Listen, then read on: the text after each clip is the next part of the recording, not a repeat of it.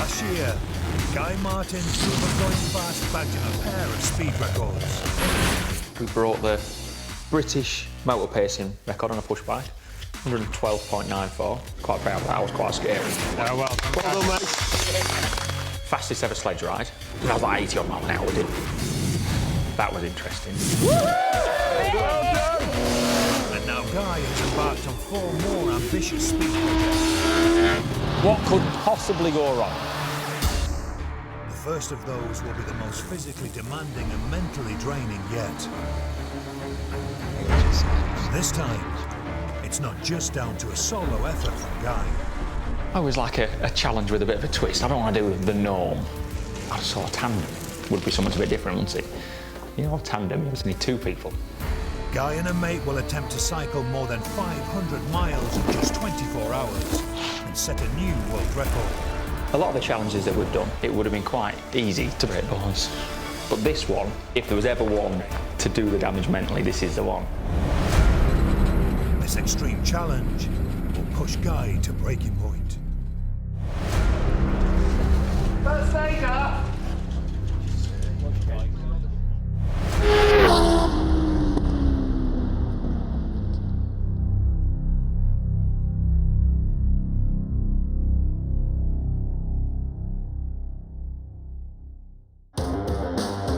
To set a new endurance record, Guy and his mate will need to cycle 506 miles, further than any other pair have ever pedalled before in 24 hours.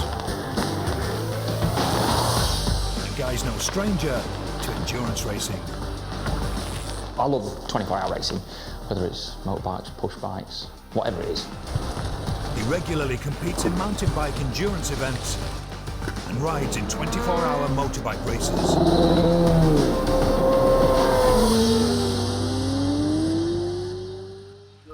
Of course, if Guy's going to set a world record on a tandem bike, a teammate's essential.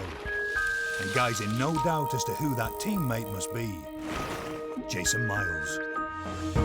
The man's a legend in the mountain bike world. Yeah, and a top bloke. And the races that I do, Jason wins. I'm Jason Miles. I work full-time as an IT project manager. Outside work, I'm a father of 3, husband, and 24-hour solo mountain bike racer. I actually said to him, this is no word of a lie, I reckon we was about 20 hours into a 24-hour mountain bike race when Jason was lapping me. And I says to him, this is no word of a lie, I've got a job for you, how do you fancy this? And I says about the tandem challenge. For some reason, inexplicably, I said, okay, yeah, that sounds like a really good idea. He says, yeah, put my name down. So here he is. It's going to be good. It's going to be good fun. To beat the world record, Guy and Jason will need a world-class support team. And luckily, they've got it. Mike Burrows is a legendary bike designer. My 15 minutes of fame was getting Chris Boardman on a shiny black monocoque bicycle back in '92. At the Barcelona Olympics, Mike's revolutionary carbon fibre Lotus bike, Chris Boardman won Britain's first cycling gold medal for 72 years. Nigel Mitchell is one of the world's leading sports nutritionists. I'm head of nutrition for Team Sky. He worked with Bradley Wiggins throughout his historic Tour de France and Olympic victories. Mike Tipton is Professor of Human Endurance at Portsmouth University. He is the world expert on surviving extreme environments. The general rule is that you hope for the best and prepare for the worst. It's a dream lineup, but the challenges they face are formidable. They need to design and build a revolutionary new tandem. Super light, aerodynamic, stable and reliable. Guy and Jason need to prepare themselves mentally and physically for a punishing challenge. You're uncomfortable with another bloke prodding you, aren't you? As they pedal relentlessly for a full 24 hours, not stopping, resting or slowing down for a whole day and a whole night.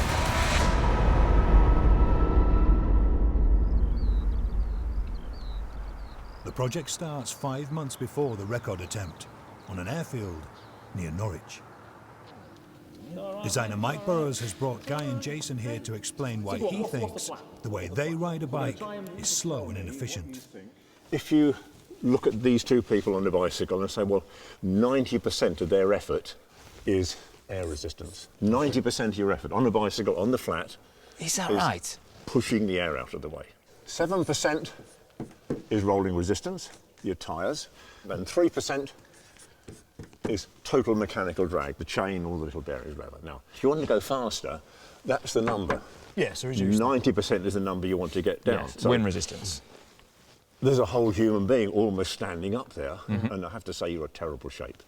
And your bicycle, to be honest, is even worse. It's the least aerodynamic thing the world has ever known, a bicycle, because... Yeah, but the frontal area is not massive, though, is it? The frontal area isn't, but you get the drag of that bit, and then that bit, and then that bit, and then that bit, and then that bit, and that, and that, and that, and that. Okay. So it's phenomenally bad. It's worse than a barn. This building grid has got better aerodynamics than a bicycle. So we need you to do something possibly quite radical that you probably haven't done before in your cycling career. Go on.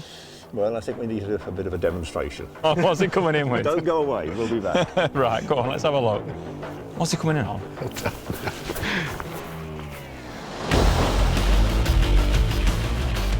Mike returns on a recumbent bicycle, one he's made himself. This super sleek low rider is the culmination of 20 years of designing, refining, and building recumbents. I've seen a recumbent before, but not quite as trick as Mike's. It was a work of art. It was a work of art. The smaller frontal area of a recumbent can reduce air resistance by as much as 50% compared to a standard bike. But while the science and Mike say a recumbent is faster, Guy isn't convinced. I just think that's not going to be fast. It's not going to be fast. No, I didn't think it was going to be fast. Maybe having a go will convince him. Joining them to watch in his own four-wheeled recumbent is Miles Kingsbury, who'll work with Mike to design and build the boys' tandem. We're ready for it then. Any words of wisdom? Relax. Don't hang on the handlebars to death. Good push on the pedal, but try and do a shimmy. As you pull away, a little bit like a sort of boxer on his toes. Oh, no, that's it. One more go, you'll be there. Obviously, I'd never ridden one of these things, so once I got on it, and I fell off it immediately, and then got back on it, and then fell off it. I think that by that point, whatever glimmer of confidence I had had pretty much evaporated. He had a few tumbles. He had a few tumbles. Once you're going, it's all right. You can carry on going. He's away. He knows what he's doing. He's away now. Getting started is a bit smoother for Guy. Pushed her along, got it going. Yeah, no bother. Steady away. It was lovely experience. It's well quicker than average. I've seen a lot of people go through this process now. That's a very good start. It's like cycling in widescreen, but you can't see dead ahead because you sort of lay your back. It's a great experience. Really? A bit weird, but loved it. They may be having fun, but the boys still don't think recumbents are fast. We both thought, as great as there was, they're not quick. To try and convince them once and for all, Mike suggests a little test. Right, 100 metres, part 2 vans up, 100 metres. Got our standard road bikes out. We'll have a couple of runs, set a time on our standard road bikes, and then we'll get on the recumbents, and then we'll just compare the times. Here we go. 3, 2, 1. Jason covers the 100 metres in 9.9 seconds. Guy, 10.4. So I did a 10.4 on my road bike, and I couldn't have gone any harder. After a short recovery, they go for it on their recumbents. But we both knew that there's no way in the world we're going to be quicker on the recumbent because they didn't feel that safe.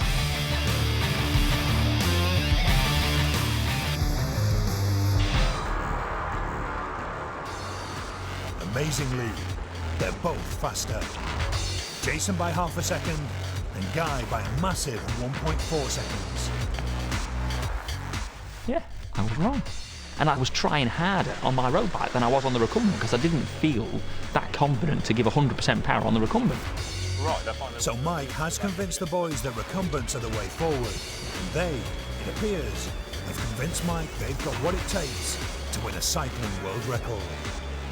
As a pair, I think they're going to gel together very well. We've got to sort of think long and hard about the design, but I think we've got a couple of potentially very good engines.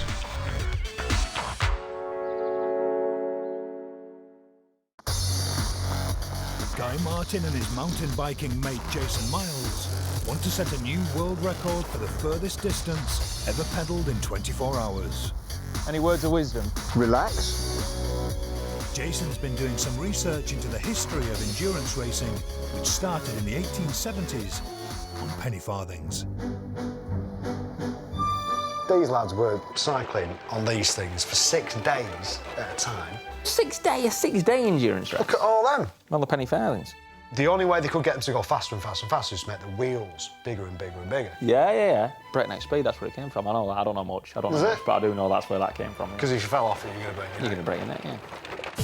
6-day races grew increasingly popular around the world, drawing massive crowds and offering big prize money. The events placed extreme physical and psychological demands upon the riders. Often their black coffee was laced with increasing doses of cocaine and strychnine to keep them awake and fight off hunger. Pretty rock and roll. The most successful endurance racer of the 19th century was a Brit called G.P. Mills, who smashed 19 national records.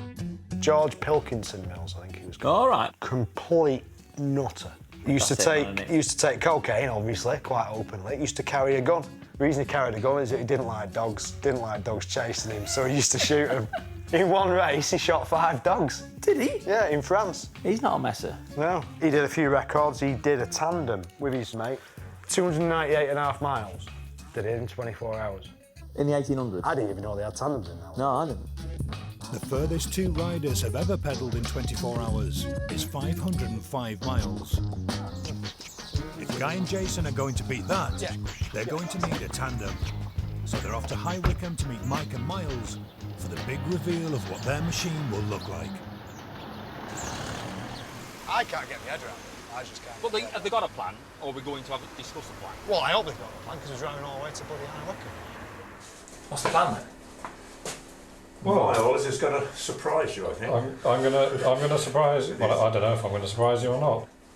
Mike and Miles have worked through various concepts for the tandem bicycle, and surprisingly, their final design isn't actually a bicycle or a conventional tandem. There we go. Side by side. Side by side. It was revealed that it wasn't really going to be what we thought a tandem was going to be, one behind the other. And it's going to have 3 wheels. I must admit, I like the 3-wheel design. Having ridden the 2 wheels. Yes, yeah. The curved fairing creates the smoothest flow of air possible across the trike and has been designed to make the frontal area as small as possible. That will reduce aerodynamic drag, but will mean the boys are packed in like sardines. She's going to be cosy, mate. It's not the stuff of happy memories, that is it? When this is over, you're going to be the best of friends, or you're not going to be talking. So that's the rear. To see just how cramped the trike will be, they knock up a static test bed. Time aboard. Yes. Okay. It's quite clever in that one of us is slightly in front of the other so that our shoulders can kind of overlap, if you like, thus making it narrower. Well, what should I do with this? That depends on... I just put that there. However good the shape is, the smaller we can make it, the better. And we're talking 2 human beings. They're squidged into this, quite small, restricted space. It isn't going to be nice. It's going to be smelling a bit fruity in there. It's only 24 hours. That is the way to deal with it. It is only 24 hours. The next job is to make the Perspex canopy for the trike. That's your nice clear plastic. They cook it in Miles's homemade oven. It made it out of roof insulation panels. Nicked a couple of cooker hobs and a big fan out of a tractor or something. The Perspex is heated to 100 degrees to make it soft. Air is blown into the airtight space underneath it, and due to the difference in air pressure between that space and the air outside, the sheet gently inflates just like a balloon. Yeah, that's touching. That genuinely feels mega, though. You're going to want a little bit of sort of wiggle room. The canopy's a good fit, but there's a problem. It's acting like a greenhouse. It's getting warm now. Yeah. Is it? And we're not putting a great deal of effort now. It did get quite warm straight away. This is a worry. Under a hot summer sun, the canopy could make the trike dangerously hot. I know that mentally how I can do it, and my legs know they can do it, but it's just, yeah, can my body deal with the heat? Guy and Jason need to learn how they'll cope with the extreme heat the canopy may create. And for that, they're off to the University of Portsmouth's Extreme Environments Lab. They're going to make it artificially hot. How are they going to make it artificial? Well, they're going to put a heater on, I suppose. Here they'll be looked after by a team of scientists led by Professor Mike Tipton. Hello, Jason. Hi, Mike. Nice to meet you. Okay. Welcome to Portsmouth. Hello, Guy. We work in a whole range of environments, so we can go to high altitude, we can do heat, we can do cold. We've helped in the past Ran Fiennes on some of his expeditions, James Cracknell, Ben Fogle. Come in. I know what they're doing, don't they? In a room heated to 30 degrees Celsius, Guy and Jason will pedal static bikes linked to avatars on a cycling simulator.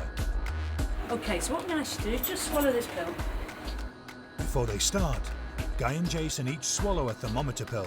Swallow it in one go. The pills transmit their core body temperature at all times. The body's normal temperature is around 37 degrees Celsius. That's likely to rise to around 38 during hard exercise. And if it rises just 1 degree more, to 39, it's getting dangerous. And if that goes on and your core temperature gets to 42, 43, 44, now you're in a situation of heat stroke, which is a critical clinical condition. I mean, that Critical in what way? Well, you can die. We don't want any of that. People Early die 40s. about 43, 44 degrees Celsius. The proteins in your body start to denature in the same way as you see an egg change colour when you fry it, and they're then of no use. So you live at 37 degrees. You're only about 7 degrees away from your lethal deep body temperature on increase. Yeah, no room for error, really. Just that small increase in core body temperature could mean disaster. External thermometers will record their skin temperature. Their heart rate will be monitored, and they'll be observed on a thermal imaging camera. 3, 2, 1, go. They've been asked simply to maintain a pace they're both comfortable with in the conditions. But straight away, they start racing each other. Guy went off like a bullet, and then there was a big gap, and then so I pulled that back, and so it continued. Just the competitive edge came. Of course it did. Every time I look at them, they've both got one eye on those avatars, so they are competitive animals. That competition needs to be harnessed into one team. By competing, they're pushing themselves too hard for the conditions, and both have driven their temperatures dangerously close to 39, and they're still rising. During exercise, 80% of the energy we use is converted to heat within the body.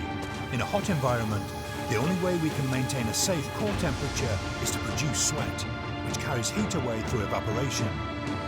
Sweating too much, though, is dangerous. Our bodies can only digest and absorb about 1 litre of water per hour. Sweating a lot more than that makes you dehydrate quickly. Within hours, you lose the ability to function properly. Finally, Mike and his team simulate the sun coming up. They turned the light on, which was even worse. Sun's out, guns out. But I got my bloody goggles on. 500 watts of light. It was just bloody hot. Under the extreme heat, Guy starts to drop well behind Jason. The heart rate was climbing. You know, I think my heart rate got up to 170 at one point. It was, you wouldn't be able to maintain that. How's it going, sunbed boy? I had that for 15 minutes, and then Jason had it for 15 minutes. And I was dreading this light coming across, because I knew it was going to get even worse than I already felt, and sure enough, it was dreadful. Jesus. It was really horrible. That's unpleasant, isn't it? But even though their temperatures are still climbing, they continue to race. And now it's getting dangerous. Mike has to stop the test. Your deep body temperature is at our withdrawal criteria of 39 and still going up. They've pushed each other too hard. absolutely not what we're going to be doing at all, because we're working against each other to a degree, really. That could be very destructive during the actual attempt, so yeah, we need to make sure that doesn't happen. And overheating isn't their only worry. During the hour-long test, they've sweated buckets. In total sweat lost, Guy, you lost 1.7 litres, and Jason, you actually lost 2.0 litres. You can see it on the floor. 2 litres. You know, that's a lot of water. So how can they stop themselves overheating and dehydrating during the record attempt? Their only option is going to be to back off to reduce the amount of heat they produce so that that heat balance equation between producing heat and losing it starts to swing back in their favour. If it's going to be like that on the day, we just need to learn how to manage that and how to make sure that it doesn't damage the outcome. Because if we carry on and we go too hard, then it will get too hot. We'll definitely get too hot, and then it will grind to a halt.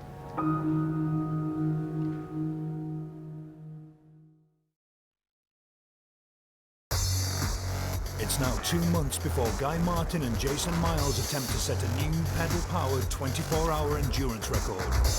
And they're already training hard on recumbents. Today they're at Guy's house for a cookery lesson, and their teacher is a bit of a legend. Put these on this side here. Yeah. Nigel Mitchell is head of nutrition for Team Sky and also looked after the British cycling team In the back straight with Laura Trott looking comfortable. He's helped Britain win 7 Olympic golds and 2 Tour de France. Nigel will control what the boys eat throughout the actual record attempt. Bloody lovely that. It's bloody lovely that. But to come up with the perfect diet plan, he needs to do some research. If you two can start stripping off down to your boxer shorts so you've got clean pants on. Nigel wants to see how much excess fat the boys have on their bodies. He said, go on, what's all this about then? What? Well, it's part of ritual humiliation. After weighing them, Nigel uses a skin fold caliper to show where they're pocketing fat. The result is given in millimetres. Under 45 millimetres, and you're very trim. Over 150 millimetres, and you're obese. So what side do you dress at? At the moment, your side. Jason coming in at sort of 43 mils that's what I'd expect with an elite athlete. So from a body composition point of view, very much there. Jason has got a really even spread, whereas you pocket round your kidneys round here. What's that mean? So in other words, you carry it, you've got love handles. At least we know. I've got love handles. That's not very good, is it? We're actually coming out at 79.4 millimetres. Really, we've got about 5 kilos of body fat that we could get off you, which is then going to make the job even easier for when you come to the event. I'll soon get rid of that, don't you worry. Nigel shows Guy and Jason how to cook the perfect athlete's recovery meal. And that consists of salmon, long grain rice and vegetables. During exercise, we tear and stretch our muscles. It's actually during the rest period after exercise when we get fitter and stronger as our body repairs itself. Fish is a great recovery food because it's high in omega-3 fats and very rich in protein.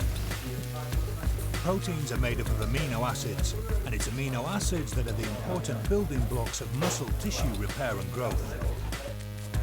Nigel's special ingredient, which he adds to the rice, is one of the very best sources of all the essential amino acids we need. Quinoa. Quinoa. Yeah, none of us can bloody say the bugger, can we? Quinoa. So we want to put about half a bag of that in. Quinoa, it's a seed, and it's one of the most complete vegetable foods that there is. And it's got all of the amino acids, so it's got protein. It's also got all of the essential fats in it as well.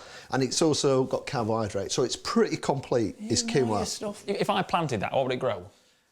Quinoa trees. I don't know what it comes out as. And you can homemade pesto for up, you taste. can add a little The bit perfect of olive recovery oil to meal it. is ready.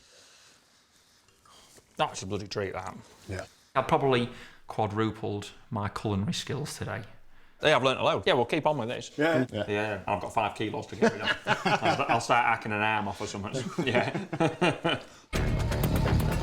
As the record attempt gets closer, the boys' training intensifies.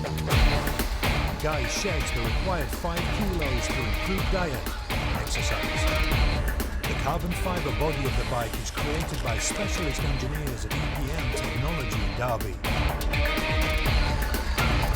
Then Mike Burrows fits it out in his workshop in Norwich.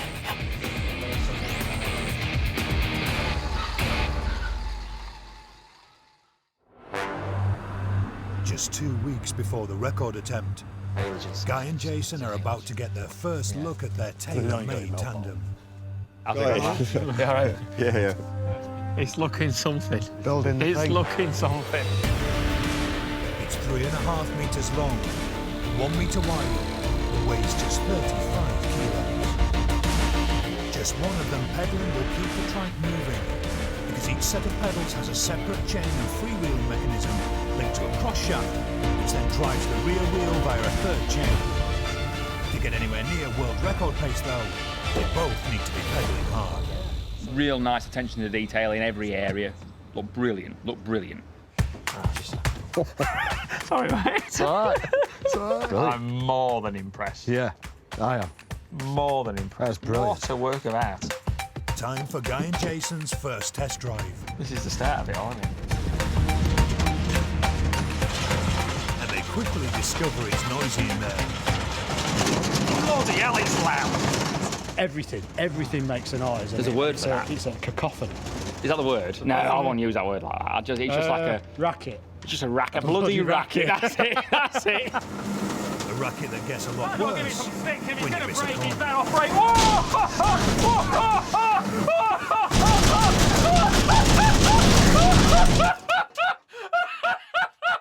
I wanted them to go steadily, and they didn't. They're nutters, OK? So what they did was go as fast as they bloody well could. Second bend. There's no damage done, and they head off again. They steer using levers mounted alongside their seats. Come here, have a go at steering, you all right? Yeah, I'll do, yeah. Yeah. Even taking things more carefully, they're averaging 27 miles per hour, well above world record pace. Doable, isn't it? Yeah. I was really pleased about how quickly we could make the thing go. Yeah. At no point were we Blowing out of our ass. No, we weren't. To try and keep things cooler inside, an air duct's been built into the bike's nose. As soon as we got over 10 mile an hour, you could feel the blast through that hole in the front. Mega. The next issue to resolve is how to keep Guy and Jason supplied with food and drink on the move. The goal is, I mean, we've always said it from the very start, we don't need to stop. We've got to take food on while we're moving. OK, next time through, we're going to try feeding. First, we tried just standing on the track with the bag on a stick. That ain't going to work, is it? That ain't going to work, is it? That one happening, that one. That was going to be broken wrist, wasn't it? That was the first go. We then tried cycling with somebody in the back of the freight bike. And that somebody is the lightest member of the production team, Sarah. More meat on a butcher's pencil than there is on Sarah. Sarah in the back of the cart with a fishing rod, and then onto the end of the fishing rod, like the black bag, with whatever we need. Let's make him go faster. With Jason steering close to the supply bike and 74-year-old Mike Burrows pedalling to match the tandem speed, they manage a perfect handover. Bottom, mate. Got it, yeah, got it. That worked remarkably well. That will be how we get it on board. To dispose of it, they simply chuck it out the side. As Guy and Jason are intent on not stopping for anything, they also need to work out the best way to wee on the move. We have a solution to your problems. Okay. See what you make of those. You boys got them for all just for a joke. There's no way.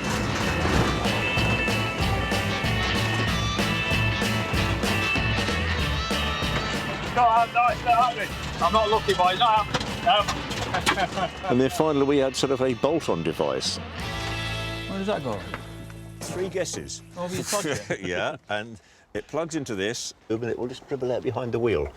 It was a bit on the big side. Yeah. Might have been for horses. I think it was. Bloody stick it. Oh, John Thomas. Right, anyway, I'm done. Here. Yeah.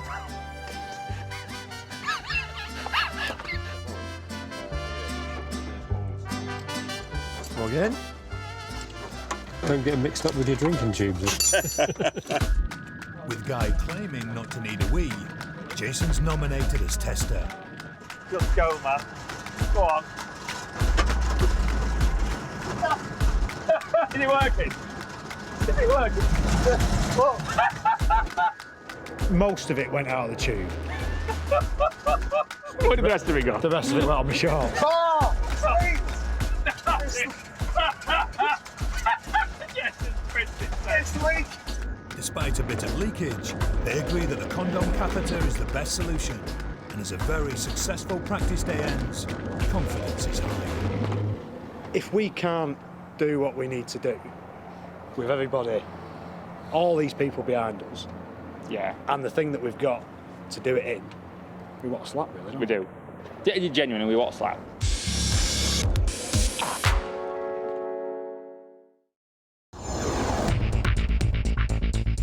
Goodwood Motor Racing Circuit in West Sussex. Here, Guy Martin and Jason Miles aim to cycle further in 24 hours than any pair ever before. The distance they need to beat stands at 505 miles. Are we getting in yet? Their trike is now painted silver to reflect as much heat as possible, but the summer sun is no longer their biggest weather worry. The remnants of Hurricane Bertha are set to arrive on our shores on Sunday. One of the best summers we've had for ages. Which it was, yeah. And then the day we do it, what's on the way? Hurricane. Yeah. Weather warnings have been issued, disruption is possible, and if you are travelling or have outdoor plans this weekend, really do keep a close eye on the forecast. It was going to be an extra thing to deal with. We could perhaps do without. Mike Tipton and Nigel Mitchell will look after the boys' well-being and nutrition throughout the 24 hours. Are you featuring and drinking, lads? We will do, mate. Yeah, we'll be shouting. Mike Burrows and Miles Kingsbury will care for the bike. Mike Miles, it's over to you to start it. After a full day of prep, at 6:26 p.m, they're ready to go. It's happening, mate, isn't it? It's happening. 5, 4, 3, 2, 1, go. Good luck.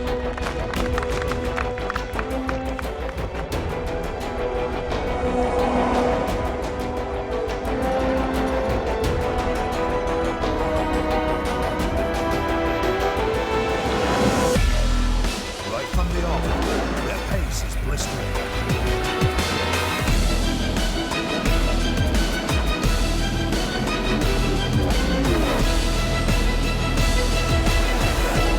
Get ahead of it.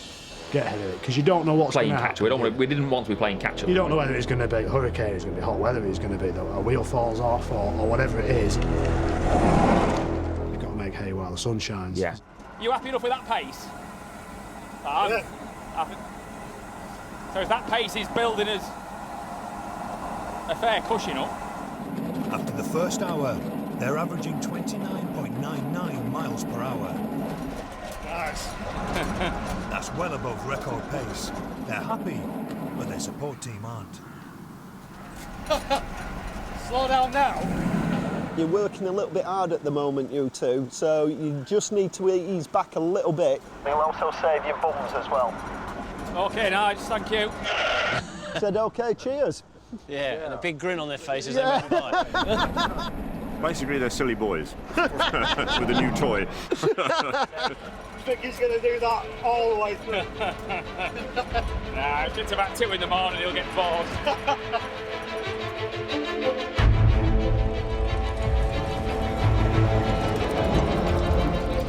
Despite all the advice from the pits, Guy and Jason keep up their incredible pace. Even as night falls, they don't let up. And after just 3 hours and 25 minutes, they've clocked up their first 100 miles. After 4 hours, Nigel's prepping for the first food transfer. So we've got the soup here, so the soup's nice and warm, and it's also got lots of good nutrients in. We've got the rice cakes down here, so this is slow-released energy. There's also a little bit of protein in there. There's some pistachio nuts in again, which just gives some carbohydrates and the protein. And then down here we've got the more specialist sports food, so we've got the bars again, giving complex carbohydrates, slow release, and the gels, which give that fast carbohydrate, and we've got some gels with caffeine, which gives both the sugar and the caffeine it as well. Along with water bladders, a delivery of this food every 4 hours should be enough to keep them going for the whole record attempt. Good luck. And the first delivery goes like clockwork.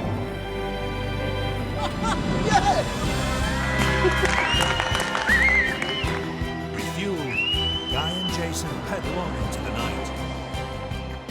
4 hours, and they're not dropping off. From experience, the third hour is the one that gets you if you're not really ready for this, but they do seem to be acclimatising. And yeah, there's no obvious sign of them dropping off, so maybe it's my machining that'll fail before their bodies do. As evening turns into the early hours of morning, Guy, Jason and their trike are still going strong.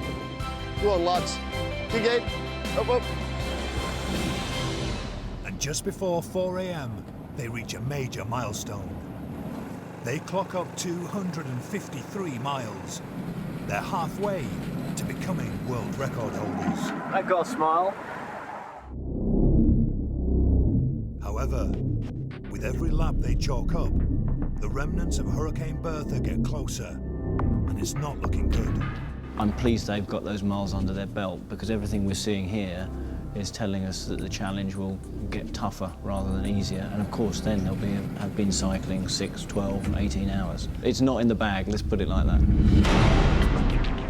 Even before Bertha arrives, they have a major problem. Got a flat. Oi. A puncture forces them to stop, something they were desperate to avoid. It's one of the front ones because we know they're under a lot of stress, so we're guessing that's worn through. We've got lots of spares. The team work fast, but the clock's ticking. The anxiety starts to build, doesn't it? You think, come on, come on, come on, come on. Yeah, but this, how long we got? Are we all just a puncture? No, you're all right. You're okay. You're out. The stop wastes 20 precious minutes. After 12 hours, they've clocked up 316 miles. And then the wind and rain begins, and they're forced in again. They can't see where they're going on account of the screen. Water on the outside and condensation on the inside. It's hard to get ready with a drill. We had to come in and we had to have holes drilled in the Save his brakes. They weren't very big. There were only 2 of them. It's not going to help the aerodynamics, but we had no choice. We had no choice. It's a short stop, but as they pedal on, Guy is clearly in pain. Bit sore down there. Yeah. My willy was chafing. The inside of my legs and my backside. Chafing, when you want to rub together for 24 hours, you're going to get... Like nappy rash. Just the same. Innit? Guy's chafing gets so painful, they're forced to make another costly stop. Don't matter how embarrassing it is, it's a potential showstopper. And it's definitely not something you can just go, oh, man up. I'll just go change my shorts. We just blather up in chamois cream. Bob open sores at that stage, and putting chamois cream on that is a bit bloody tender. In dry clothes and with cream applied, they head out again. Okay. But that stop wasted another 15 minutes. And now the storm proper arrives. It wasn't ideal for putting in fast lap times. Can't see anything now, at all. The side winds were like a gorilla hitting. Yeah? It was like moving us across the course, wasn't it? We were getting wet. Sprayed off the back wheel, didn't it? Yeah. Well, it was wet enough as it was, because it was wetting our own wee and our own sweat. Lap times really started to drop off because of the vision. They are now averaging just 19 miles per hour. They're struggling to see, they're struggling to keep it going in the right direction, and they're working as hard as they've worked all day, but are going slower. In fact, they're coming through now, look. We were very elated early on, but now this is what records are all about. The huge winds now force them in again to get the canopy taken down, as it's threatening to blow off. They're now pitting repeatedly. Everything in the bike is soaked, and their pace has dropped off the cliff.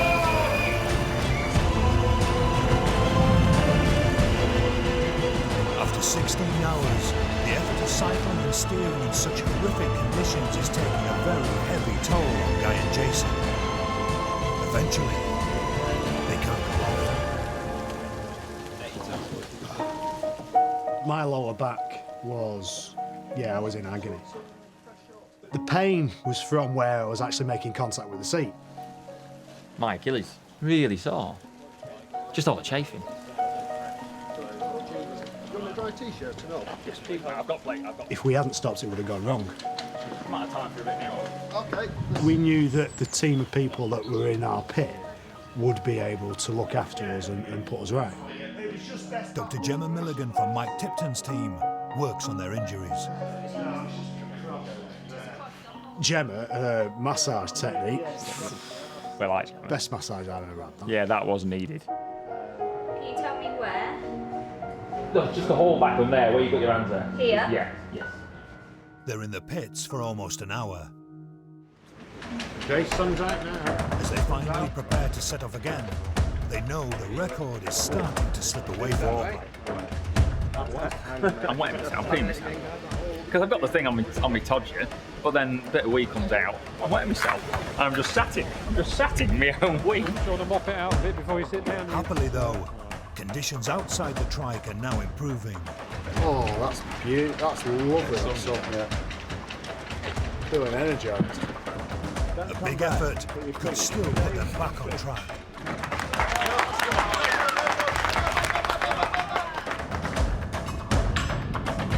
Conversation in the bike stops, and ignoring the pain, they both just keep pedaling.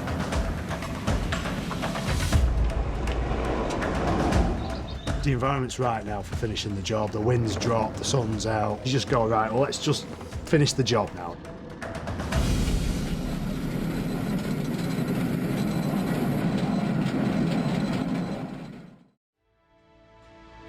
Incredibly, after 20 hours, they're close to 500 miles, and a new world record is in sight.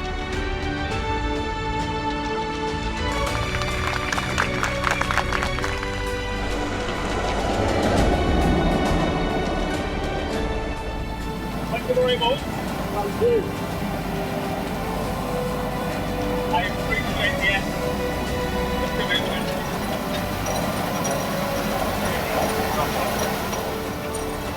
You're the only man for the job anyway. I'm just so chuffed that you asked me to do it, and it turned out the way it did. At just before 3:30 p.m. on Sunday, August the 10th, after cycling for 20 hours, 53 minutes and 39 seconds, Guy and Jason complete 506 miles, meaning they've pedalled further together than anyone else ever before. How you feeling? Well, Guy, thank you. Brilliant. Thanks for all your effort, boys. Yeah. Thank you for doing it. They've reached their target with 3 hours to spare, and those are 3 hours they don't intend to waste. We don't want to give somebody who might want to, go and beat our record a 3 hour start, do we? I think we can get thick end of 50 mile. I hope so. They resolve to cycle on, intent on pushing what is now their world record as high as possible. It's just really nice when a plan that's been in the making for months comes together and brings together such determined and talented people. Well, I think as far as an effort's concerned, then that's right up there with anything that I've been involved with before. Guy is famous for being Guy, and his character, as much as his stamina, I'm sure, got him through, and Jason was there matching him. After the full 24 hours, at 6:26 p.m., they've clocked up a staggering 565 miles.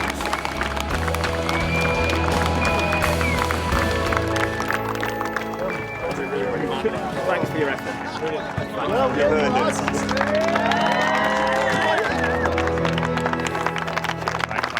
Anybody out there, just try doing anything for 24 hours. I don't even care if it's sitting down. You'll struggle doing it. Now imagine doing that while cycling at around about 23, 24 miles an hour, and it'll just give you a handle on what's been achieved today. If there was ever a time or a place to fall out, it was in there, and we never had a crossword. I'm just dead proud of it. I'm really proud of it. Proud of myself, proud of the guy. That's pretty much it. I'm proud of you. Pretty much it. Yeah. Very much. Set out to do that. Tick the box. Move on to the next job. Just yeah, job satisfaction. Just not in any. Just yeah, spot on. Job done. Couldn't have wished for more. We've had a fabulous day. Amazing record. That's going to hang on the wall for quite a while, I would think.